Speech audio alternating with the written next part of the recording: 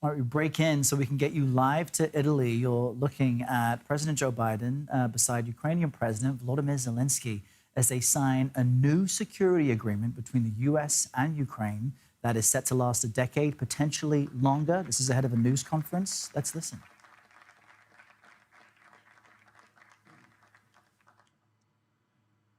Good evening, everyone. Last year at the NATO summit in Lithuania, the United States brought together every member of the G7 to sign a joint declaration of support for Ukraine. 25 additional countries joined us quickly. Each agreed to forge a long-term bilateral commitments with Ukraine. President Zelenskyy and I have just now signed that agreement between the United States and Ukraine. Our goal is to strengthen Ukraine's credible defense and deterrence capabilities for the long term. A lasting peace for Ukraine must be underwritten by Ukraine's own ability to defend itself now and to deter future aggression anytime in the future. The United States is going to help ensure that Ukraine can do both, not by sending American troops to fight in Ukraine, but by providing weapons and ammunition, expanding intelligence sharing, continuing to train brave Ukrainian troops at bases in Europe and the United States, enhancing interoperability between our militaries in line with NATO standards, investing in Ukraine's defense industrial base so in time, they can supply their own weapons and munitions, working with Ukraine's partners to build a future force that is strong, sustainable, and resilient, and supporting Ukraine's economic recovery as well as its energy recovery after Russia has repeatedly targeted Ukraine's energy grid with massive attacks in the futile attempt to break the will of the Ukrainian people. All these lines of efforts and others are laid out in this agreement. Additionally, the G7 achieved a significant outcome this week on the matter of Russia's frozen assets in Europe and other places outside of Russia. Back in 2022, 2 days after Russia's invasion, members of the G7 and the European Union worked together to freeze $280 billion in Russian central bank funds outside of Russia. I'm very pleased to share that this week, the G7 signed a plan to finalize and unlock $50 billion from the proceeds of those frozen assets, to put that money to work for Ukraine. Another reminder to Putin, we're not backing down. In fact, we're standing together against this illegal aggression.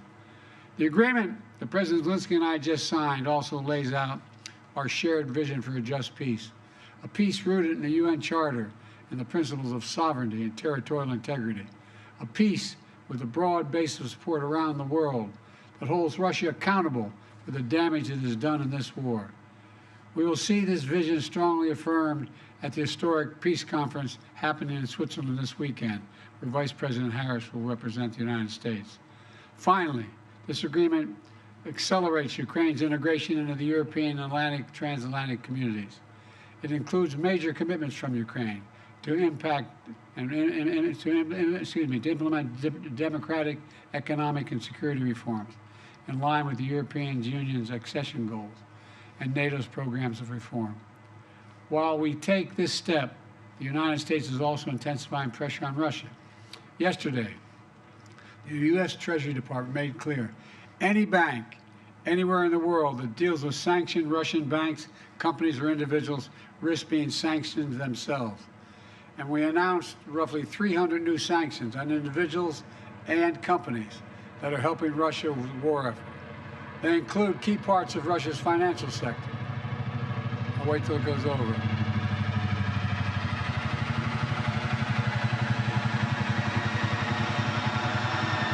As well as individual and entities that supply Russia with items critical to its defense production, like microelectronics, machine tools, and industrial materials. We also sanction more Russian future energy projects, that Russia's natural gas oil projects that are under construction and are not yet fully operating. Putin is counting on revenues from these projects. Our sanctions will disrupt those plans. Plus, at the G7, we discussed our shared concern about countries like China, where we're supplying Russia with materials they need for their war machine. And we agreed to taking collective action to push back against that activity. Let me close with this. We've taken 3 major steps at the G7 that collectively show Putin we cannot wait us out. He cannot divide us. And we'll be with Ukraine until they prevail in this war. First is the bilateral security agreement just signed. Second, historic agreement to provide $50 billion in value from Russian sovereign assets to Ukraine. And third, an agreement to ensure our sanctions efforts disrupt third countries that are supplying Russia's war efforts. That will increase pressure on the Russian economy. Collectively, this is a powerful set of actions, and it will create a stronger foundation for Ukraine's success. 2.5 years ago, Putin unleashed a brutal war on Ukraine, and it's been a horrifying ordeal for the Ukrainian people who are so brave and incredible. It's also been a test for the world. Would we stand with Ukraine? Would we stand for sovereignty, freedom, and against tyranny? The United States, the G7, and countries around the world have consistently answered the question by saying, yes, we will. We will say it again. Yes, again and again and again. We're going to stand with Ukraine. And thank you, and I now yield to my friend from Ukraine, President. Thank you so much, Mr. President Biden, dear President, dear journalists, dear Ukrainians, dear Americans, and thank you so much. Thanks, Italy and Georgia, for an invitation. Dear friends, today is a truly historic day, and we have signed the strongest agreement between Ukraine and the U.S. since our independence. And this is an agreement on security and thus on the protection of human life. This is an agreement on cooperation and thus on how our nations will become stronger. This is an agreement on steps to guarantee sustainable peace, and therefore it benefits everyone in the world, because the Russian war against Ukraine is a real global threat. I thank you very much, Mr. President, for your leadership, which is reflected in particular in this agreement and in your years of support for Ukraine. I thank our teams, both teams, thanks very much for making sure that the details of the agreement are really good. And of course, I want to thank every Ukrainian soldier, all our people whose courage made this level of alliance between Ukraine and the United States possible. And I'm proud of our people and what Ukraine can do, and I'm very grateful to all Americans, to everyone in America who strengthens American leadership. So, under the points of the agreement, first, the agreement contains a very detailed, legally binding part, and this means the credibility of America's support for our Ukrainian independence. Secondly, security commitments from the United States are based, among other things, on the sustainability of security and defense support, not only for the duration of this war, but also for the period of peace after the war. And we will definitely ensure peace. Third, it clearly states that America supports Ukraine's efforts to win this war. Fourth, the agreement has good provisions on weapons for our defense, whereas specifically on the Patriot systems, whereas specifically on the supply of fighter squadrons to Ukraine. That's right, plural squadrons, including but not limited to F-16s. We have worked for a long time for these. The agreement is also very specific about the supply of the necessary weapons, joint production, and strengthening of the defense industries of our countries through our cooperation. And this is something that will not only provide security, but also new, good jobs for Ukrainians and Americans. The agreement also outlines what is needed in terms of intelligence information.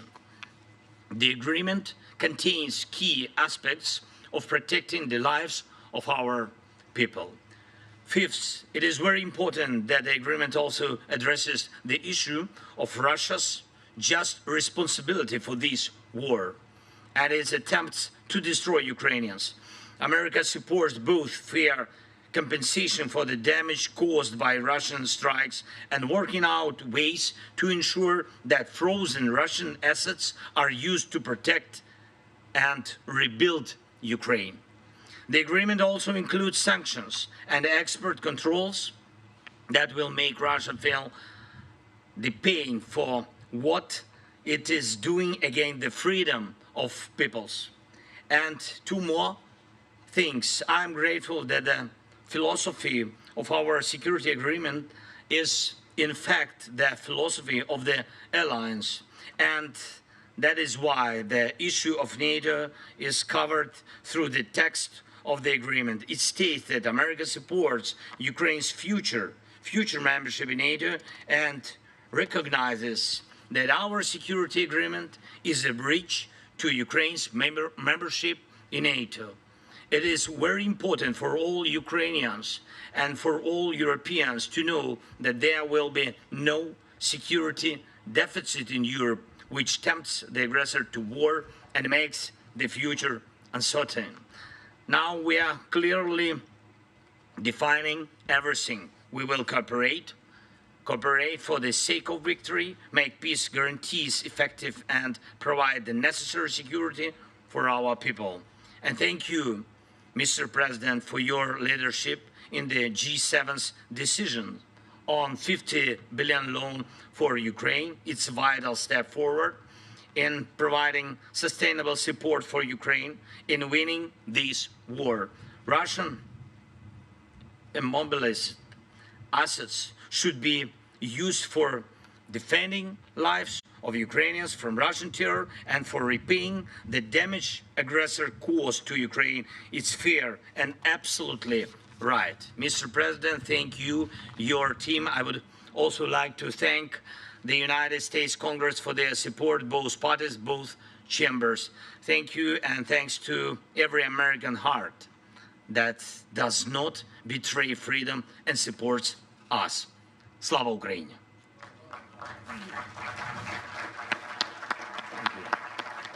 Now what we'll do is we're going to take two questions from American reporters and a question each from two American reporters and a question each from two Ukrainian reporters.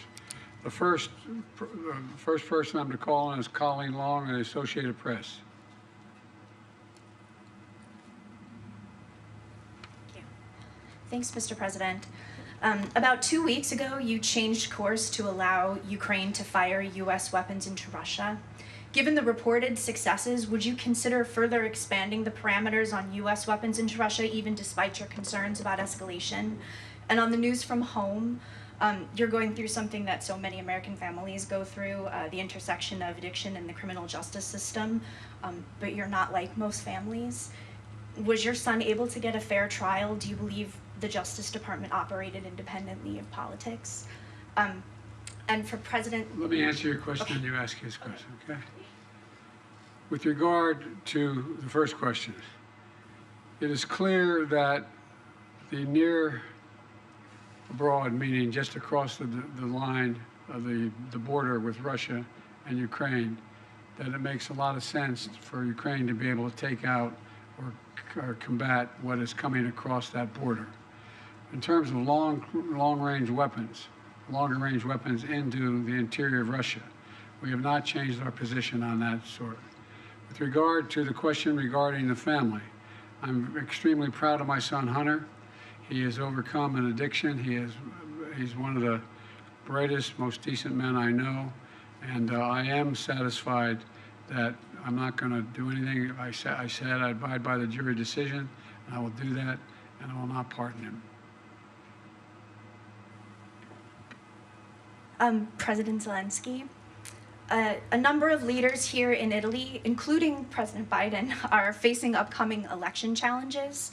How will the security agreement signed tonight and the other promises of support continue if they are not in office? And what's your contingency plan if they don't?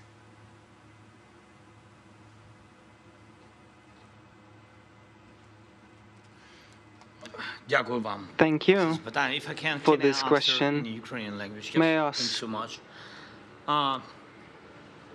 Передусім, я хочу подякувати First and народам foremost, I'd like to країн, thank the безумовно, people Сполученим of Штатам, the nations, країнам first and Європи, foremost to інших the United континентів, States, to the countries які in нас Europe підтримували and з самого on other початку continents who have supported us since the very beginning несправедливої війни of the Росії beginning of this absolutely проти unjust людей war of України. Russia against the Саме people of так вони Ukraine. вбивали And людей. that is it. They've been Домівки, killing people. територія, That все це дуже важливо. homes Це and частина territory, all життя, that is very але important. It перш is за все part of люди, life. But first and життя foremost, we're людей. speaking about people and lives of Розумієте? people. Так, і тому You understand? ця And війна була несправедлива this з самого war was початку. unjust since Війна the цього very зла, beginning. The war of this evil, ім'я його Путін, whose проти name is людей Putin, України. the war І він against the вбив people of дуже Ukraine, and багато he людей. has killed Казати, so що many це не people. він, що це To say військовий, that it це is not інструмент him, для нього. there was a military man who did it. Розумієте, він грає The на last цьому one is just an інструменті. instrument of І тому his, для and нас he's playing дуже this важливо instrument, and було, що з самого therefore it is початку нас important for підтримали us that люди, since the very beginning we were народи, supported by тому що people, вони by nations, зрозуміли, because they що ми understood that поділяємо спільні we share цінності, common ми просто values, хочемо we жити, і simply люди want to розуміли, live, and вони the уявили, people що буде, understood. They якщо на imagined них what will happen нападе if таке зло. such evil І attacks тому нас them, люди and підтримали. therefore І я we were дякую supported президенту by people. Байдену, And I thank іншим President лідерам, Biden and які з самого other leaders початку who, since the very beginning вторгнення of the Путіна почали invasion, нас підтримувати. Putin's invasion, Вони started to базуючись support на us. своїх They, цінностях. Вони based on their базувались values, they на were голосі їх людей, based on їх the народів. voice І без of народу це their people, неможливо. and it is І я impossible впевнений, without people. And I am sure that цей народ this обирає nation собі лідерів, обирає президентів. chooses leaders and І presidents. мені здається, що And кого it б не seems to обрав me that народи, no matter whom the nation chooses, передусім, мені First and здається, все foremost, залежить від єдності it seems to me всередині that everything тієї чи depends іншої on the держави. unity І якщо з нами буде within this народ, or that то state. And будь-який if лідер the також people буде are з with нами. us, any В цій leader will be with боротьбі us за свободу. in this struggle for freedom. Want to call on a Ukrainian reporter? Yeah, with pleasure. Thank you so much. Так, будь ласка, телеканал Інтер. Yes, please, Inter. Irina Ivanova, Inter TV Irina Channel Ivanova, Ukraine, Inter and TV I have a Channel. question for both leaders. So today, during the G7 meeting, the discussion focused on developing Ukraine's air defense system based on the most advanced Western complexes and also on enhancing long-range capabilities. So my question is, can you provide any details on the initiative and about the readiness of our allies to take part in it? Thank you. I'd be happy to respond to that. We have acquired commitment from 5 countries so far for Patriot batteries and other air defense systems, as well as we've let it be known to those countries that are expecting from us air defense systems in the future, that they're going to have to wait. Everything we have is going to go to Ukraine until their needs are met, and then we will make good on the commitments we made to other countries. I think President Biden already answered your question. Really, he knows, and all other partners, they know that urgently we need 7 Patriot systems. Yes, to save our cities, not all of them, it's a pity, but urgently 7. And we discussed the possibility of having 5 of them. It's true, but the partners work on it. It doesn't mean that tomorrow we will have these 5 systems, but we see in the closest future good result for Ukraine. You'll have some relatively quickly. American reporter, Josh Weingrove, Bloomberg. Thank you, Mr. President. I have a question for President Zelenskyy shortly on the announcements, but if you don't mind, I'd like to ask you about your discussions on the situation in Gaza here at the summit. You were asked just a short time ago about it after the skydiving demonstration. Can you give us your assessment of Hamas's response? And do you believe that they are trying to work towards a deal, or is this response working against a deal? And what is your message to allies, including those here at the G7, about what more, if anything, the U.S. can do to drive towards a peace agreement? Thank you. I wish you guys would play by the rules a little bit. I'm here to talk about a critical situation in Ukraine. You asked me another subject. I'll be happy to answer it in detail later. But the bottom line is that we've made an agreement. I've laid out an approach that has been endorsed by the UN Security Council, by the G7, by the Israelis, and the biggest hang-up so far is Hamas refusing to sign on, even though they have submitted something similar. Whether now it comes to fruition remains to be seen. We're going to continue to push. I don't have a final answer for you. And to President Biden's point, a question about today's discussions. President Zelenskyy, the $50 billion today, you've had the supplemental, of course, from the U.S. Congress recently. Can you give us an assessment of the situation on the battlefield right now and what has been given now? How long will this get you in terms of either stopping the Russian advance or making headway on this? And how long will it last you if indeed future leaders or current leaders are unable to reach consensus on further aid packages? And President Biden, I'd welcome your assessment of the situation currently on the battlefield and what difference the supplemental has made as well, sir. Thank you.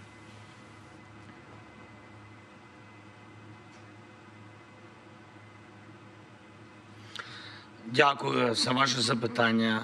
Thank you for your question. Indeed, фундаментального пакету we were expecting the fundamental package підтримки of в the Конгресі support Сполучених Штатів Америки. within the Congress of Дійсно, the це United була States of велика America, пауза and для наших воїнів, truly передусім. it was a Але long pause for важливо, і our ми warriors вдячні, first and foremost, що but it is important and we are наприкінці ми grateful маємо that цей in the very end пакет, we і це have точно this посилить supplement, наших воїнів. and this will for sure strengthen our Так, це warriors. дало можливість Yes, за цю паузу 6-8 this місяців has given the ворогу opportunity спробувати to the enemy окупувати Харків. within this pause to try to Але occupy ця спроба Kharkiv, була but зупинена that нашими attempt воїнами. Була was дана stopped відсіч, by our warriors. They were і, repelled. незважаючи ні на що, The зірвали enemy was їх всі repelled, плани. and we, Мені despite здається, що everything, це disrupted all найголовніше. their plans, and it seems to me that that is the Що most дає important цей thing. пакет, який прийде? What Цей this пакет дає supplement that можливість will arrive gives укомплектувати us, ті it резерви, enables us to ті fully хлопці, equip the ті reserves, бригади, які those готові guys, для того, those щоб brigades вони that are ready, можливість дали so ротаціям. so that they Щоб ті provide хлопці, які for втомлені,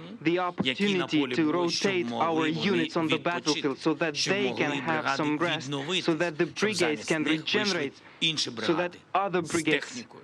enter the Ось що battlefield дає instead цей of them пакет. with І equipment. підняття This is what the морального supplement духу, gives і them. So the підняття raise of morale, сили but наших also the бригад. raise Мені of strength здається, of що our це brigades. And it найголовніше. seems to me that this is the Наскільки most це вистачить? important.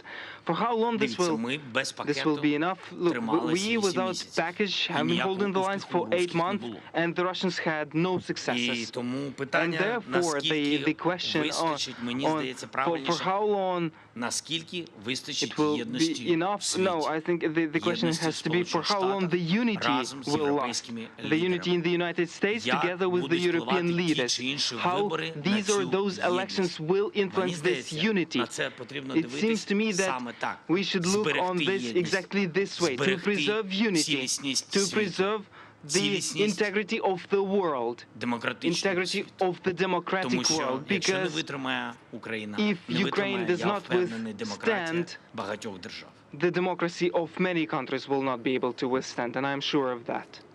By the way, the idea that we had to wait till we passed the legislation overall, even held up by a small majority of our Republican colleagues, was just terrible. And there's a lot more money coming beyond what's already come in the other tranches that are available now that we've passed the legislation. So they'll have what they need and get it there as quickly as we possibly can. Thank you so much, Mr. President. Телеграф, будь ласка. Telegraph, please. Good evening. My name is Yaroslav Zharin of Telegraph UA. Thank you for this opportunity. I have a long way from Kyiv and have enough time to prepare such long question. Firstly, to Joe Biden. Mr. President, the additional Ukraine Supplemental Appropriations Act that you signed mandated the submission of strategy war for the war in Ukraine within 45 days after its enactment. This deadline passed on June 8th, and now yet the international community has not seen this strategy. Has it been developed? And if the strategy is classified, what step does your administration plan to take to hasten Ukraine victory in the war? It's my first question. The second will be to the President. What was the last part of your question? Has it been developed, this strategy, and what steps does your administration plan to take to victory Ukraine in the war? The steps we're going to take to make sure that Ukraine has victory and that Russia does not prevail is continued support. What we just signed. We signed that, and a significant number of nations have signed it. We have convinced the G7, we've got support of the G7, and quite frankly, 48 other countries. We sat with the Prime Minister of Japan, South Korea. We have 50 nations have signed up beyond the NATO and the G7. And so we're going to stay as long as it takes. With regard to the plan, that is a plan in process now. We're discussing with our Ukrainian friends exactly what it would be. We have a lot of movement toward that. We know the outlines of it. We have not done the detail of it all. But we know what Ukraine is capable of doing when given the material to defend themselves, and that's exactly what they're doing now. And my second question is to President Zelenskyy. It will be in Ukraine. And recently you have made a couple of sharp statements regarding China, and there are rumors in press regarding the possible supplies of Russia's weapons to China. Apart from that, China is actively promoting its own peace plan among certain countries. What are the motives of Beijing now, and would it be possible to change the vision of China regarding our war, and which role the U.S. can play in this? And the final question is China a partner of Russia in these crimes that it commits? Yes, I understood that your trip was long.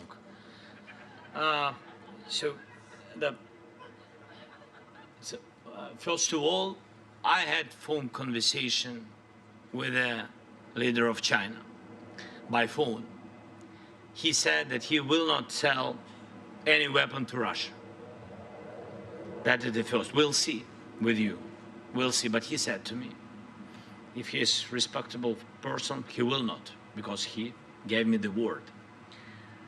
The second, you know very good with details our peace formula. It's very open for everybody, basing on charter, yes, UN, and you know that it bases on next principles: territorial integrity, sovereignty, nuclear security, food security. If China has alternative view on it, it can prepare alternative peace formula. If we share common views on it, like with globally with all the world, I think so. So if they share the same way to peace, we will find dialogue.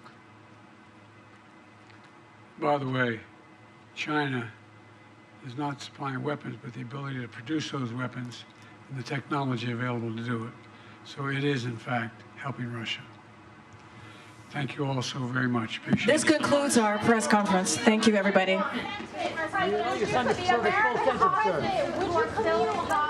All right, we all heard it live. President Biden and President Zelenskyy speaking following the signing of a security agreement between the U.S. and Ukraine.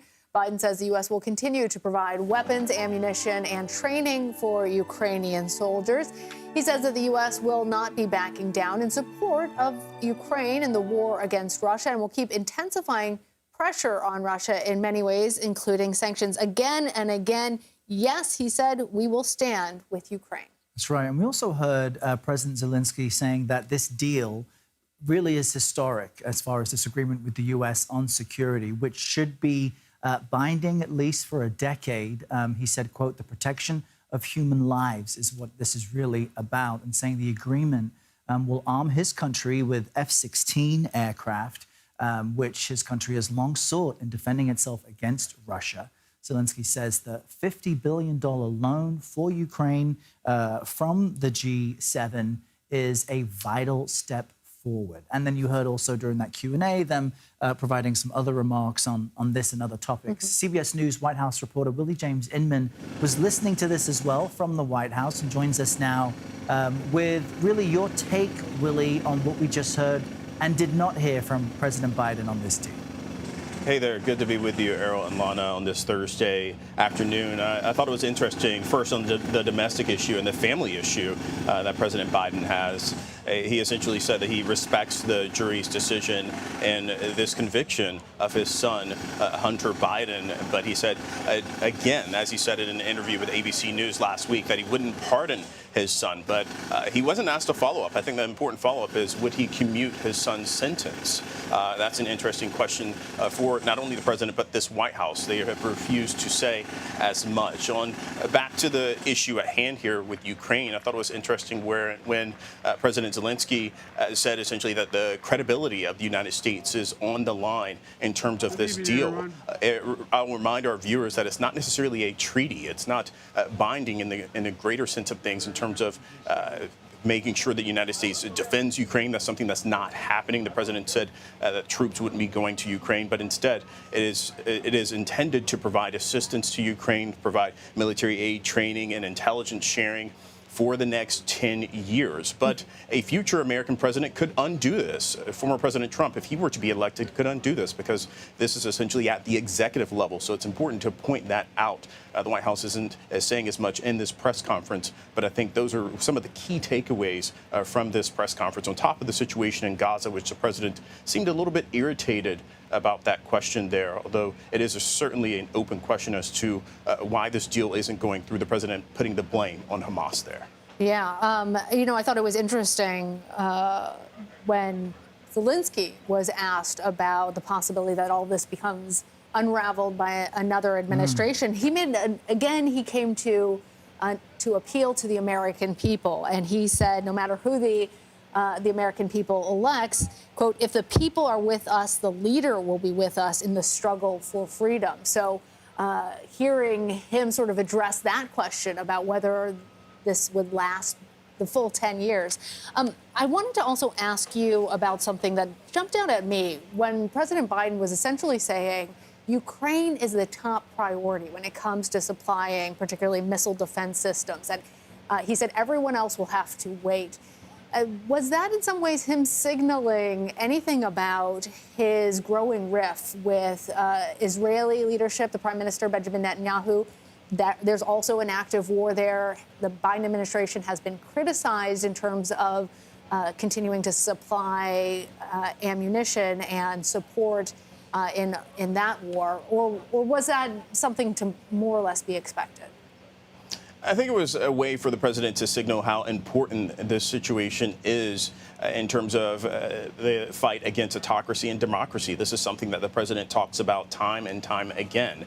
And one of the key things that Ukraine wants is those missile defense systems. They want several of them if they can have them. And the president kind of alluding to how quickly they can get them there to Ukraine for them to be able to defend themselves. I'll note one of the most recent rounds of aid to Israel wasn't necessarily something that the Israelis needed necessarily right away. I'll point out that some of these systems, some of the things that the Israelis use, rather, they already have stockpiles of. So in terms of the president addressing this situation, in terms of the immediate need, there is an immediate need in Ukraine. Of course, there's a need there in Israel as well with its ongoing fight against Hamas. But there is that rift there, Lana. I think that's one of the elephants in the room when you talk about this situation and this relationship between President Biden and Prime Minister Netanyahu, who is coming here in the next couple of weeks. He's going to be addressing Congress. I think it'll be interesting to see whether or not he gets an invite to the White House, whether or not he sits down with President Biden to talk about this situation. But still, nonetheless, two very important things going on the world stage here. But President Biden choosing today to focus on Ukraine, although the situation in Gaza continues to get worse day by day. That's why it's always interesting to watch these live events, because while Biden stuck to the script during his remarks, it was the way he phrased answers in an unscripted way that may have revealed, his true perspective on some items. And Zelenskyy choosing to speak English for his remarks, but answering questions in Ukrainian. Eloquent. That line about a security vacuum that would tempt aggressor to war.